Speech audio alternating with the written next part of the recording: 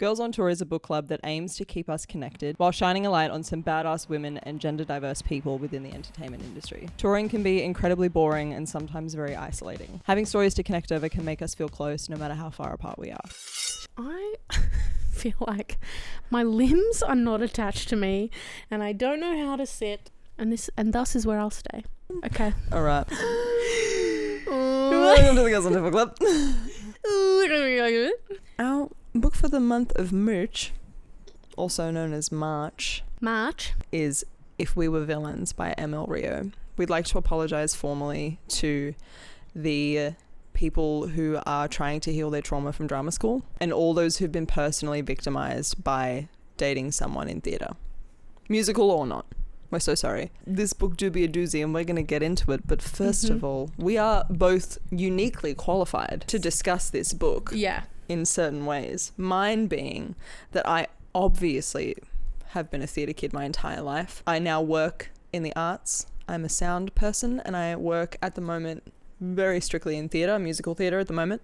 But that's the world that I'm living in. That's the world that I'm living, loving and crying in regularly on a daily basis. Also, this book is very specifically about students studying and performing Shakespeare plays. And quite literally right now, my partner Rashab is doing Henry V at the Sydney Opera House with Bell Shakespeare. So I was reading this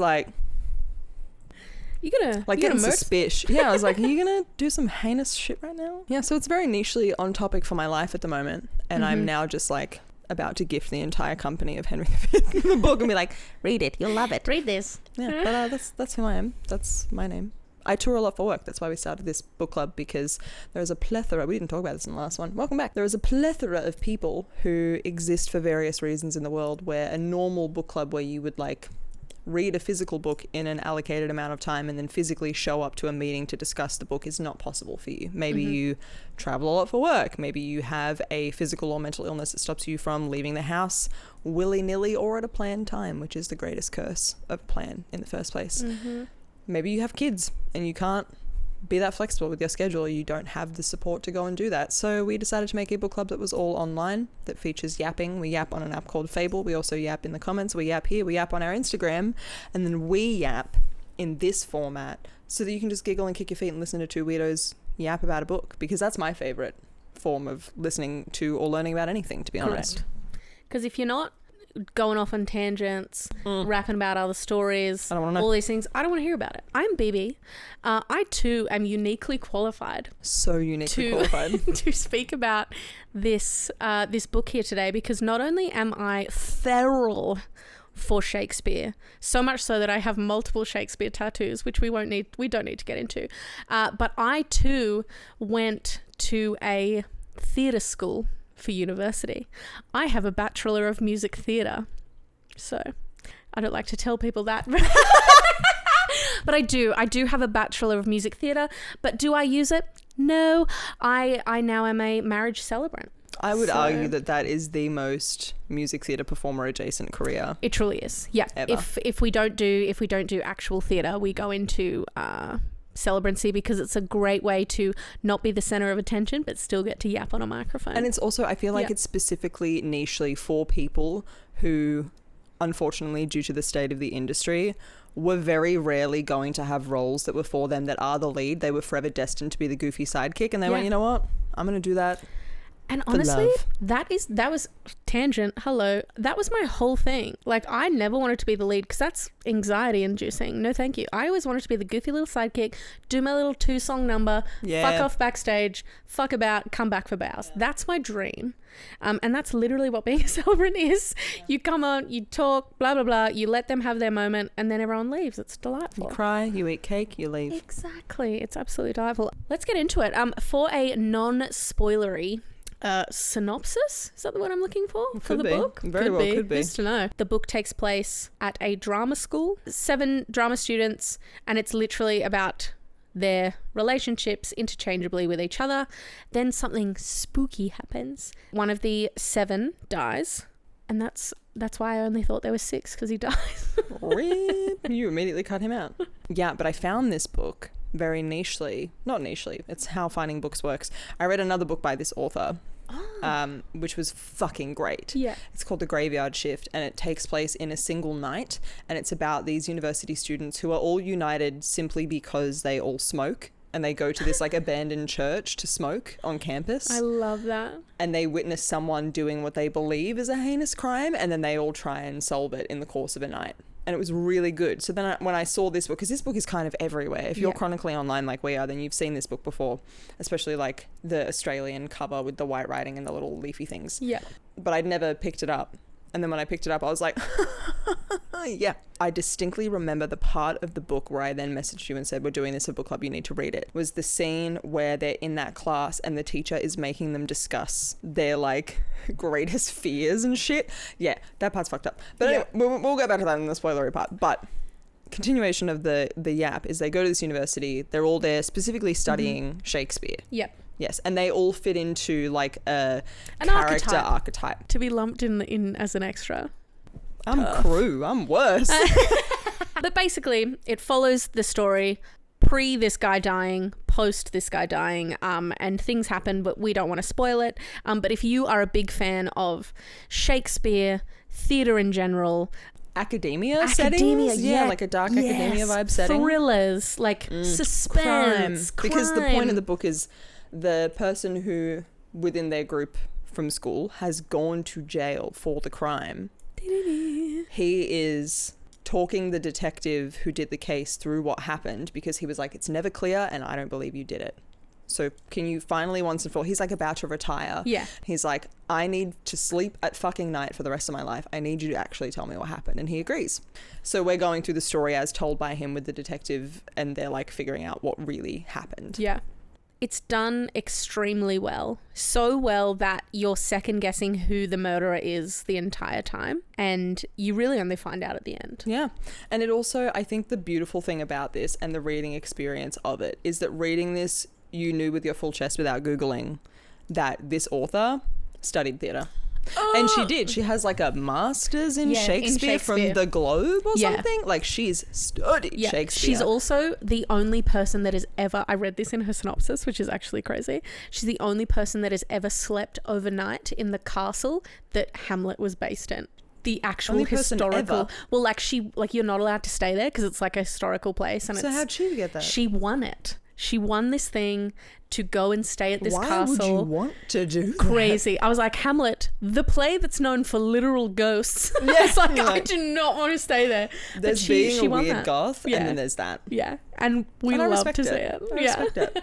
Yeah, she's a fucking fantastic author. I really loved it. The complaints that I have seen people have with this book are about the structure and about how often it references Shakespeare. And what that tells me is that you never studied a degree and that you never spent all of your time with the group of people who are also studying that degree, because all you talk about is what you're studying. Yeah. And what, like when I studied sound, all we ever fucking talked about was sound and music. Like that's literally the experience. The way that the book is structured is, first of all, it's in acts and scenes, which is really fucking cool. But also parts of the dialogue are set out like a script, like a play, which is so fun to read. And it jumps back and forth between the two, but I didn't even really notice. It didn't jar me at all. Once I found it was very easy to follow. I would understand if people had never had any experience with looking at a script before, but you really get into it. Like you start to, you figure out what's going on and you just go with it.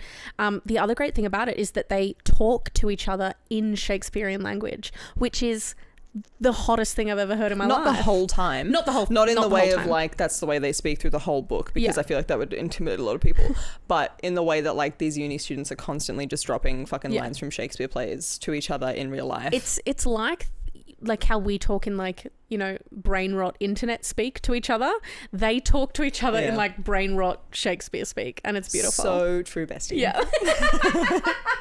That's probably the most spoilery free thing we can say about it. If you are someone who watches or listens to us and doesn't read the book, then keep on listening.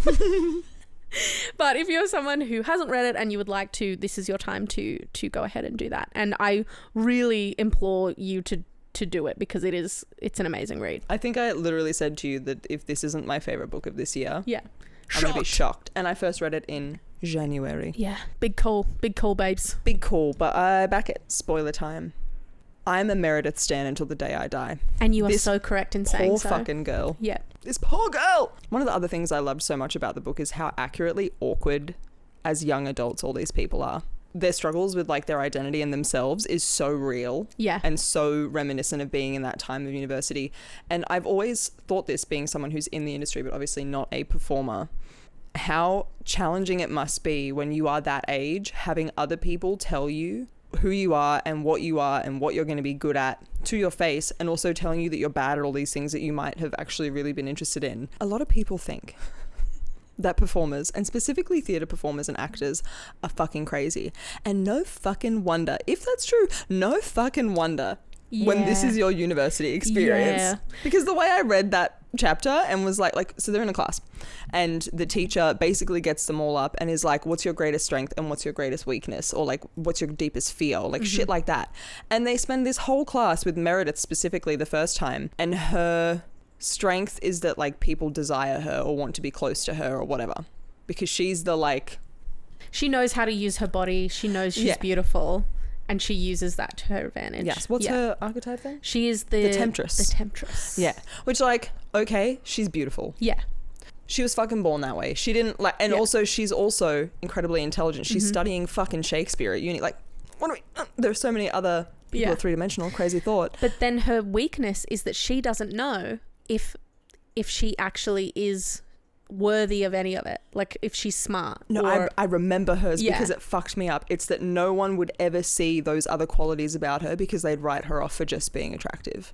And and I can hear the people at home going, oh, you're so hot. Shut the fuck up. That is a real, genuine thing for someone, especially in a position like that where they are being heavily criticized on their appearance and on their work. Yeah. She's working so hard at her acting, at her performance, at all of these things that require such a deep level of intellect, and all anyone ever does is go like, oh, she's hot. Imagine being reduced to the one thing about you that you've not worked hard for. It just happened to you. Yeah. That is insane. Crushing. Yeah. And also that is going to disappear. She's going to get old and then not be attractive to those people anymore. And if that's what your entire worth is based off of, you're looking at like this ticking clock of like, okay, well, I guess I'm valuable for the next 10 years while there's roles for me, and then after that I'm going to struggle because no one ever writes roles for women who are middle-aged. Yeah. Oh my God. So many other tangent rants about the industry. That whole scene, for those who haven't read it, as Nick said, they're in the class, they each have to get up and say what is one strength and one weakness. That is absolutely something that happens in theatre school. It's like 9 a.m. classes that you rock up to and they say, let's rip out your your innermost thoughts, your deepest, darkest secrets, the things that you hate about yourself, and let's put them on the table for everyone to dissect and to make comments on, and then you just go to lunch. It's like doing therapy with zero aftercare. Like, truly. Yeah. It's like getting balls deep into the kink of the brain. Yeah. What the fuck is going on? Because especially at that age, like, I don't think I was aware enough of the things I didn't like about myself. I just fucking hated myself. Mm-hmm. Or if I was aware of them, I didn't have like the years of experience or therapy or knowledge to understand why they are the way they are. Yep. Everything about me I assumed was just my personality, and that's who I was and was my identity. I wasn't able to be like, well, the abandonment root of this and the blah, blah, blah. Like, I didn't understand all of those things about human development. Yeah. And also the situation I was in, the fact that I was still a baby being thrown into adult situations. Like, how? Huh? What? How do you do that? And how do these adults? If you're a teacher... Yeah. If you are, and I think this is about a lot of different kinds of teachers. We've all had those teachers who just like really went out of their way to fucking bully kids for no reason. Mm-hmm. And now I'm like, do you think you were big? Oh. Specifically in degrees and university settings where there's a teacher who has failed at the job you're studying for and constantly references whether you're going to make it or like shit like that, which is so fucking common in the arts in all departments. Shut up. Yeah. Fuck you. And you don't have when you're being subjected to these type of teachers and these like the comments that they're making to you, you never have that, like, you probably do have that thought, but you would never turn around and be like, well, you didn't make it, so who the fuck are you? Yeah. Those type of like theater and like engineering and sound, whatever, like kind of teachers, they are just trying to fucking break your soul to the level that their soul has been broken to. And you know what sucks is that those teachers have to engage every day with teachers who actually really believe in what they're doing and who are actually like a gift in the lives of these people, and they're probably wanting to throw hands more than anybody about it. They're probably like, fuck you, Mrs. George, or whatever her fucking name is. But that part fucked me up. Yeah. I was like, this is going to re-traumatize so many theatre kids. But I think for the book, like the purpose of that was so good it really laid out exactly who each character was and how they were going to play their part, pun maybe intended, throughout the entire book. Like, because they all fit their roles perfectly until They don't. Until they're roles, forced to go outside of it, because the thing that occurs is that they joke at the start about like when they do auditions for shows, and then when they're cast, they all know what the cast is going to be anyway, because they all fit those archetypes so perfectly. And then a cast comes out. Was it for Macbeth specifically? It was. So they were doing Caesar originally, and then Macbeth came out and changed everyone's archetype. Yes. So then they put all these different people in all these different roles, which is fine until you have a guy who's like the one who ends up being schmurdered. He is usually the guy is fucking cast as like, I can't remember who he's cast as. He's barely, I think he's cast as like a voiceover. I barely remember him having a role, which for this character, Richard... Is that his name? Yeah. Richard Dick. Yes, Richard. I love that. That was your point of reference for memory. Because he's a dick. And he always thought himself to be like the guy, like the actor, the best out of all of them. And he was literally snubbed. The leading man. Yeah. And that obviously like flicked something in his brain. And I don't know if he was, violent or... he was a big guy. Like they talk constantly about him having like a presence physically and performance wise. Like he was a big guy. He's also dating Meredith. Yeah. You start to see that has flipped something in his brain, and he gets more and more aggressive, and because he's, upset a or teenager whatever. whose entire identity is being this thing, and then they've taken it away. Crazy. Yeah. Crazy that's wild. But also no excuses for him, because he ends up like being genuinely physically abusive to people, and like not only to his partner but to his friends. Because they do like I really liked as well the way that they structured the university setting, which I wonder how close that is to her experience of studying Shakespeare. That like they would do various amounts of plays a year.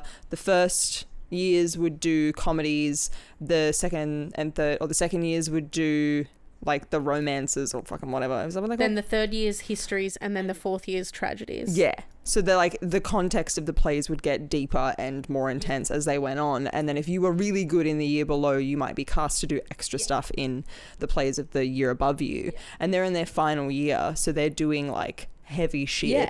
And there's literally a quote that's like, fourth year, the year of the tragedy, which is not only tragedy plays, but murders. Schmurders. And that's what we get into. But it's a lot of like heavy content. It's a lot of them exploring and talking about power dynamics, and like they're discussing all of these things in university and in class settings, but they're still children. Yeah. Like they are still children, and the dynamics and relationships between all of them fitting into their mold or breaking out of their mold.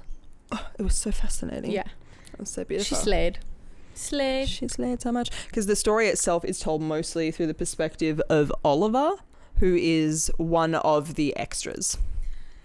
Like he is cast as the extra, but he's also when they're talking about his strengths, he's like, I don't think I really have any strengths. And his strength is that he makes everyone else look better, which is insane. Yeah. Like, imagine, not in the sense that like he's shit so they look better, but in the sense that he's like a great partner to work with on stage. And it's like he was told that all he is like a mirror ball, and he is there to reflect everyone else's greatness. Like he is just there to make the like, but he will never achieve that same greatness. Imagine being told that when all you've wanted to do is study Shakespeare and do like become an actor, and then they just go, you're good, but actually everyone else is better, and you're only there to make them so. That's insane. The murder would have been me to myself. Because they study their main play at the beginning of the book is Caesar, which has all of their normal archetypes, right? Richard is Caesar, and there is that scene where they're talking about murdering Caesar, which happens obviously in the play and in history. Hello, he was murdered. And there's that quote where they literally say, what is more important, that Caesar is assassinated or that he's assassinated by his intimate friend? And that's exactly what happens. Foreshadowing. I also wanted to say, before we continue with anything else, you can really tell that the author studied Shakespeare / studied theatre, because the way that they have portrayed the shows and how they're produced, some of the hottest Shakespeare shows I've ever seen in my life, and I haven't seen them. They were just in my head because they were on the page. You know what I mean? Literally, I was thinking about this just before, thinking about the fact that they do like classes. Oh, that's how I got on that tangent, because when Richard starts being violent with everybody, part of the way that he does that is that he goes too hard in their fight scenes, and they do like fight coordinating stuff in their classes. Yeah. Because the first years learn to dance, the second years do something else. And then the fourth years learn to use swords or something. Yeah. Like they do actual hand-to-hand combat, which is also sick that it's like tiered in that way. But he starts to go too hard on the fight calls. Like James ends up like covered in bruises. Yeah. And he's going too far. He literally like he makes Meredith bleed. Yeah. Yeah. Like he's just going too hard. And then, but the way that the productions are put on, like the production of Macbeth in this book. They do it outside on the beach. Sounds so sick as fuck. It's I would watch the hottest thing I've ever heard. Fast. Yeah. The three witches emerging from the lake. But also when they did that, they didn't know who was playing what role. They auditioned, they were given their role and their lines, and they had to just come prepared to perform it with an audience there. Like they just had to come prepared. So they were finding out the casting as it was happening. And Richard was like like a ghost voice. He wasn't even an actual full character, I don't think. So he's just kind of been snubbed. And then afterwards, they go and have a party at their place to like celebrate the performance, whatever, which they do all the time. Yeah. Richard gets absolutely fucking wasted. He's already been acting like an asshole to everybody. So like he and Meredith have like broken up, or like they're on and off or whatever. He's getting super, super wasted. So is everybody else. He and Meredith had to have broken up at that point. I can't remember the exact timeline of the breakup, because then Meredith lashes out by fucking Oliver. And there's a part where like Richard is banging on the door like, let me in there. And they're like, no. We're busy. We're so busy. And then he goes out into the yard, assaults somebody else, and then he walks off into the woods. Yeah. And then the next day, they're woken up by another guy at the university who'd gone down to the dock where they did the play to smoke, and he found Richard almost dead. Like he's on like when he goes to grab everyone, he thinks that thinks that he's dead. And then they realize while they're there that he's alive, but he's slowly dying. And they all stand there and make the choice together whether they're going to get him help or let him die. Which is insane to me. Because one of them is also his family member. Yeah. One of them is his cousin as well. But they all decide to just let him die. Which is diabolical. Yeah. Like, and we know my opinions on revenge. Love it. Love revenge. But like they were like, oh, let's just let him die. Like we're all choosing to let him die. Whereas I think in that moment, even if I fucking hated him, I would have tried to, I don't know. I'm not in that moment. When you're reading the book, it feels so valid that they make that choice, because for chapters and chapters, we've been in their perspective of him being abusive and scary and like threatening them, and they're all afraid of this man. They think that he is dangerous. Yeah. Even if you put that in like a real world context, real world context, they stood in front of a person and all decided as a group to let him die. And it wasn't as if only one person was instigating it. They all were like, he sucks. Let's not. But someone was like, as well. Oh no, we should help him. Yeah. And the rest were like, why? And I don't think it was even his cousin, was it, that said that? No, I'm pretty sure it was it Oliver or James? I think Oliver was like, no, James went in to go and get him. Interesting. And they were like, no, he'll drown you again, because previously to this, he did try, and the guy that drowned when they were having a party James. The night before, they were playing, what is it, chicken? Yeah. When you're on each other's shoulders, and he tried to drown James. So this Richard guy, if you haven't read this book, like he almost died. Like he's the fucking worst. He's been abusing Meredith. Yeah. When Oliver has sex with her, he sees all these bruises and shit all over her body. Like he has been abusing everybody. Like they are genuinely afraid of him. They think he's dangerous. It does make sense that they wouldn't save him. But what I think was so interesting is that they watched him die. And also I don't think I could have watched. They all took the time to cover up the bruises and the hurt that he was doing to them previously. Mm-hmm. But they were happy to let him die. Let's follow the school's process for bullying, please. Talk to someone. Report it to a teacher. Like, talk to somebody. Yeah. They didn't tell anyone. They could have gone to the police about it. They absolutely could have. They just left him there, didn't they? And then he was found again. No, I think then they called somebody. Absolutely wild scenes. But I need to interject this part of our conversation about the book to bring you all to the moment where I was reading this part of the book. I've been waiting for this. So insane. And this, if you're only here for the book, I'm so sorry. I'm about to go into a tangent of something that happened to me whilst I was reading it.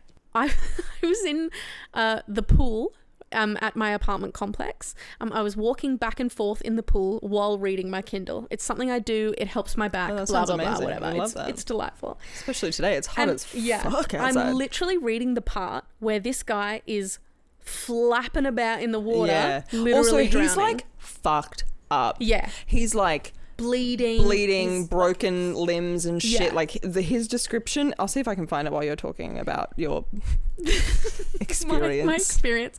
So I'm literally reading this thing about this guy drowning. He's obviously been beaten. Something's happened. And I'm just minding my business. And then I hear this insanely loud crash.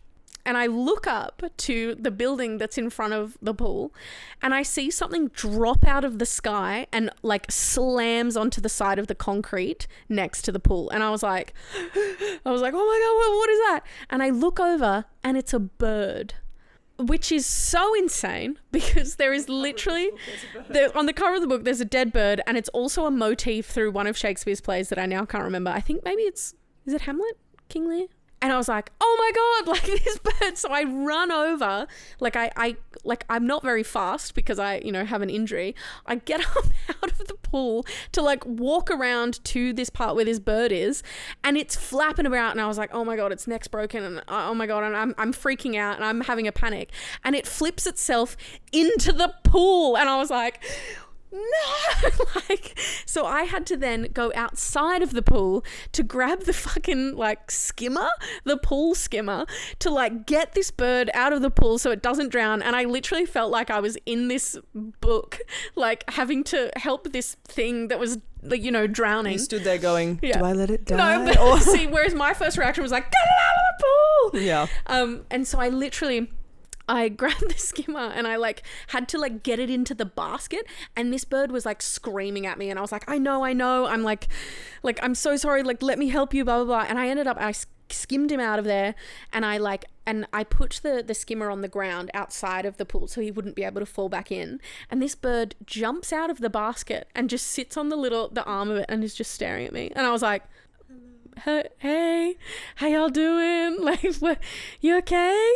And his neck looked fine. There was no blood. He was just having trouble like flying. And I was like, oh my God. So I call Wires, which is a whole thing, a native rescue place. And they're like, what kind of bird is it? And I'm like, it's a rosella, a rainbow, lorikeet, whatever they're called.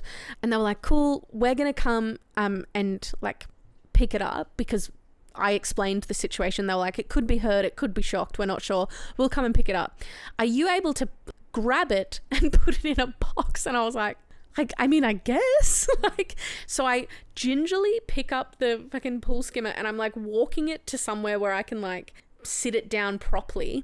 And this bird is staring at me the whole time. And I'm like, girl, I know. I get it. I'm so sorry. And I put it down on the ground near these viney bushes. This bird jumps off the pool skimmer and then runs into the bushes. And I was like, what? And so, yeah. And then I spent the afternoon crying on the phone to Wires trying to get this bird out until 2 hours later, it emerges from the bushes and flies away.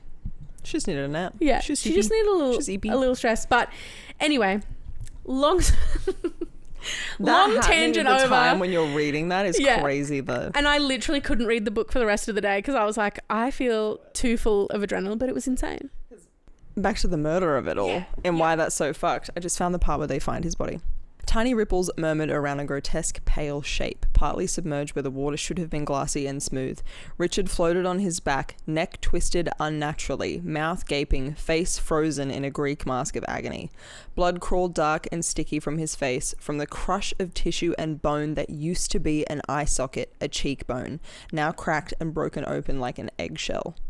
And then he reaches out one hand towards them and they all go, holy fuck, he's still alive. But then James tries to run in first. Interesting. Which maybe he was trying to make sure he could kill him. Or maybe James did it. Yeah. And they all go in to try and get him and they're like, oh my God, we need to get him out. He's alive. And Alexander is the one that's like, wait a minute. Think about this. How did this happen? He fell, he smashed his head, how much he drank, blah, blah, blah. Don't cry over him, it's his own fucking fault. We have to help him. Do we? I mean, do we really? And then they all just start talking about it being like, you need to, oh, there he is. I know you have a pathological need to play the hero, but right now you need to stop and ask yourself if that's really what's best for everyone. Interesting. Let's not do something before we thought it through. Do you not remember what he's been like the last few weeks? Clobbering us on stage, we're covered in bruises. He nearly drowned you on Halloween. And last night, you and Meredith, Richard completely lost his mind. You didn't hear him ranting about what he'd do when he got his hands on you. If he wasn't in the water right now, you probably would be. We had to stop him breaking in. He almost put Alexander through a wall. Never mind me. What about Ren? What did he do? She tried stopping him from storming off. He threw her across the yard. She could have broken every bone in her body. Don't say it out loud if you don't want to, but 5 minutes ago when we thought he was dead, what did you feel? They all felt relief. So what do you suggest we do? Nothing. That's insane. We have to help him. We have to, is what James says. Crazy. Meredith, his ex-girlfriend, says, why? We don't owe him anything. Love that. Love. It's like all they needed, like they all had that seed of doubt and all they needed was someone to voice it, and Alexander voiced it. The quote that is like highlighted so aggressively afterwards, thank you Kendall, is whatever we did or more crucially did not do, it seemed that so long as we did it together, our individual sins might be abated. There is no comfort like complicity. Whoa. And then he dies and they call the police and then they sort it out and it's whatever and they decide what their lie is going to be and then they try and keep it up. They still don't know what happened though. They assume that he was like drunk and fell or something and fucked up his face and fell in the water and he's like drowning and blah, blah, blah. Because there was no blood on the side of the dock. So they just think that, you know.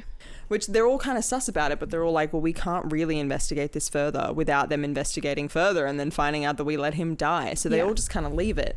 But then Oliver starts to get suspicious because he keeps finding shit. Like, James, dumbass, but again, like 19, 20, 21. In reality, he and Richard got into a fight. He was afraid that Richard was going to kill him. So it was partially like in self-defense. Honestly. They're fighting in that boat shed thing that's near the dock. He grabs whatever's nearest to him, which is like a big fishing hook thing, and he smacks him and it fucks his face up and he then puts him in the water. Yeah.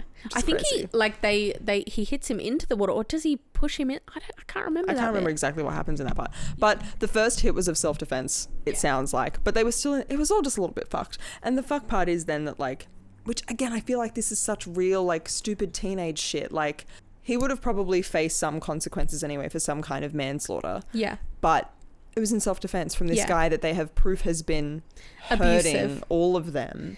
Because even they would have been like, he's been hurting us all. The teachers even saw him like draw blood from Meredith. They would have like, yes, he still would have been in trouble, but it would have been far less of an issue than they made it into. But they're teenagers and they're scared. Yeah, so they just fucking covered it up. Yeah. Poorly.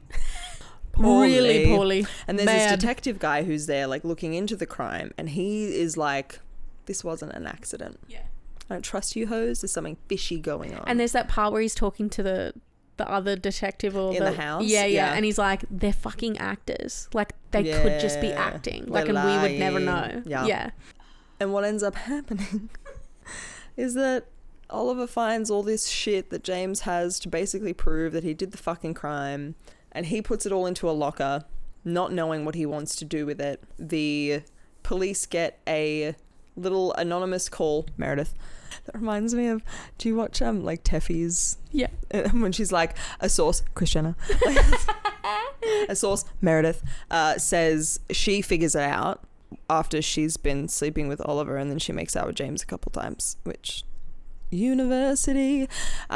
Also, James and Oliver have this weird like sexual tension. Yeah. They're both clearly queer and in love with each other, but are like never admitting it vibe. But like it's talked about in Oliver's like present tense when he's like looking back on the situation, but like in a really like...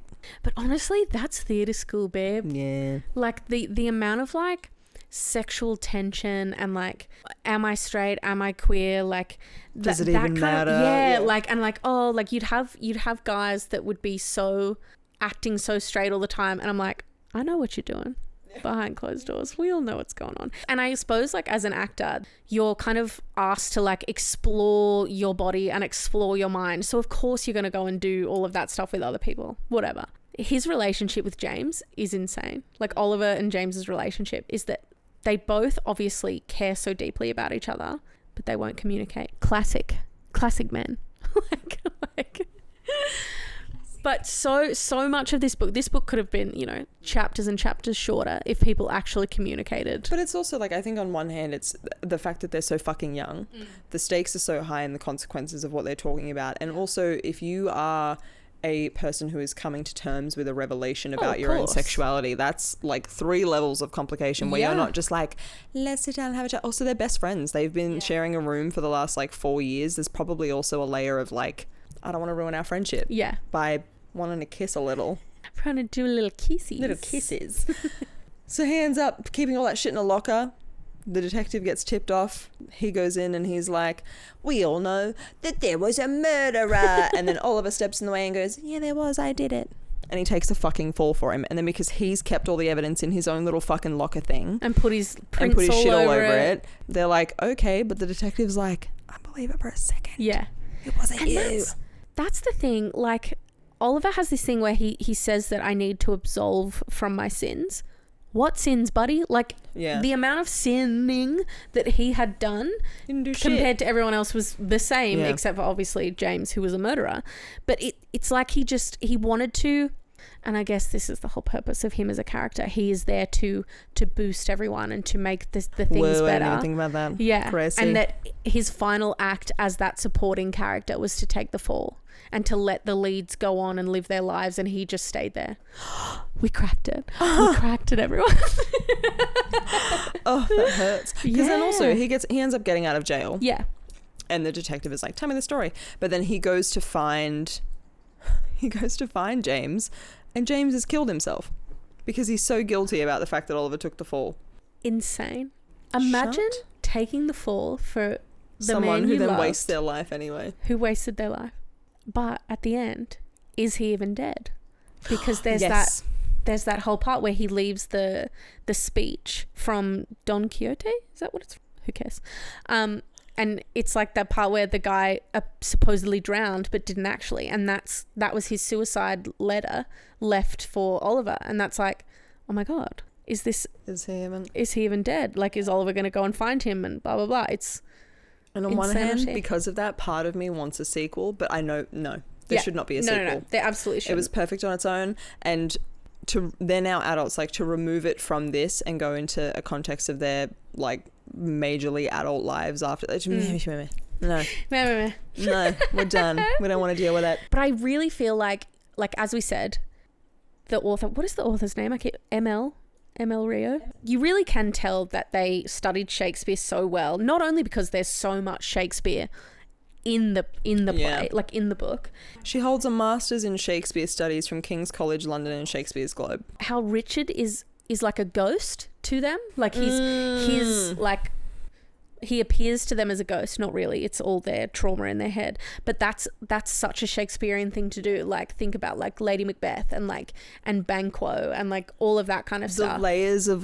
The layers of the Shakespeare cake of this novel is crazy. Yeah. Like, they're kids in school studying Shakespeare. All of their characters are very specific archetypes. Yeah. The stories they explore Shakespeare that link so nichely into the storyline of what's happening, but then underneath all of that is still an extra layer of the ways that it is Shakespearean. It's crazy. It's so good. It's a big old love letter to her studies, basically. Truly, like, and I imagine that, like, the people that she studied with, like, reading this, they would be able to be like, oh, we did that, or like, oh, this happened, like, so this funny. Is very much us. The Shakespeare nerd who sits nestled in my chest was living their best life, honestly. Yeah. But even if you're not someone who is foaming at the mouth, screaming, crying, throwing up for Shakespeare, I would say that I'm one of those people. I'm like, cool, Shakespeare, love it. Anyway, like, I'm not like, that's for me, I'm a Shakespeare girly. I still fucking loved this book so much. Like I said, I think it's going to be my favorite book of the year. But on that, like, let me just have a little Shakespeare tangent for a second while you try and find that. A lot of people who I think don't like Shakespeare, like, have a vehement hatred for Shakespeare. It's because they were taught it at school in the wrong way, or they were like, the teacher that they had wasn't passionate or didn't actually understand what Shakespeare was, because Shakespeare was like a reflection of the human condition, but also he was just a guy that really fucking loved like dick jokes. Like, he was just a weird little guy, and we love that. But there's literally a quote from the book where he says, anything can feel like punishment if it's taught poorly. Yeah. And that's how I feel like the relationship that people have with Shakespeare, if it was taught to you poorly, you're going to hate it. And they're given to us, or at least it was for me, they're given to you in school to read as a book. They're fucking plays. Yeah. They're not meant to be read as a book. They are meant to be seen, acted, or performed. They're meant to be felt and seen, and the context of them and the pronunciation and the inflection that you put on it is what is going to make it memorable to you. But if you're seeing words on a page, you're like, oh yeah, give me my sin again, cool. Blah blah blah. Like, the quotation that fucked me up was, it's like I look at you and suddenly the sonnets make sense. The good ones anyway.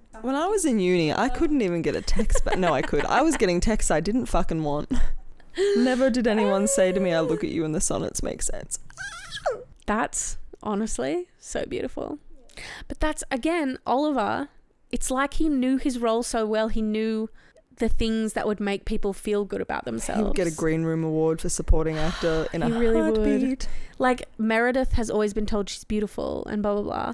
And he could have said to her, you look really beautiful. But he knew that she knew that. But he's a little fucking idiot because he took the fall for something that he didn't do, for someone who may or may not have loved him back. Yeah. That he was so intertwined with.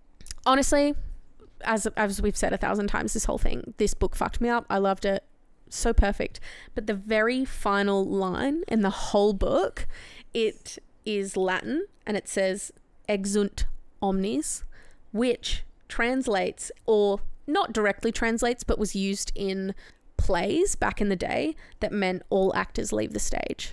Like, that's how it ends. Chef's kiss, delicious. The book is a fucking love letter to, like, theatre kids, Shakespeare nerds. And there's something so beautiful about, like, having a book written and be very nichely for, like, you and your people, which I'm assuming if you're here, you're probably a theatre person as well. It was just delightful, and I think everyone should read it. I agree. Yeah. Go read it. Oreos. Do we have any Shakespeare songs? I only know lines from Shakespeare. I don't know Shakespeare songs. Go on. I'll beatbox. Do it. No, I can't. I literally can't. Think, when we talk of horses, that you see them printing their proud hooves. We'll go riding on the horses. Yeah. What is your thoughts that now must deck our kings? Yeah. Hell yeah, Shakespeare. And why I know that's from Henry V is because I sat in a conversation at opening night between people going, do you say hooves or hoofs? Because I think it's written as hoofs. But they're like, but hooves make sense. And I was there like, okay. Yeah. That you see their hoofs printed. Yeah, I hate that. Go off. Hate that. Go off. One of my other favourite things is that Rish's favourite line from Henry V is the, like, a little touch of Harry in the night.